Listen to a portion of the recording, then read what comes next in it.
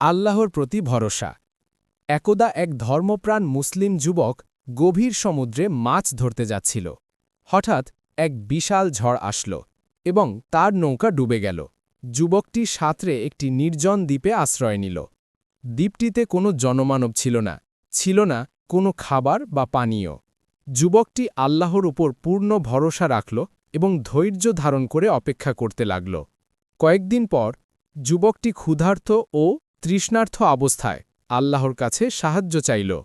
হঠাৎ সে দেখল একটি গাছের ডালে একটি ফল ঝুলছে। যুবকটি সেই ফলটি খেয়ে কিছুটা শক্তি ফিরে পেল। পরের দিন সে দেখল একটি ছোট ঝর্ণা থেকে মিষ্টি পানি প্রবাহিত হচ্ছে।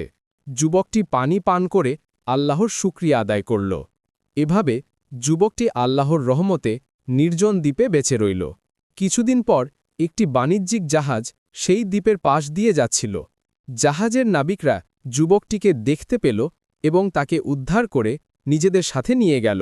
যুবকটি শহরে ফিরে এসে আল্লাহর উপর তার অগাধ বিশ্বাস এবং ধৈর্য ধারণের ফলস্বরূপ আরও বেশি ধার্মিক ও কৃতজ্ঞ হয়ে উঠল।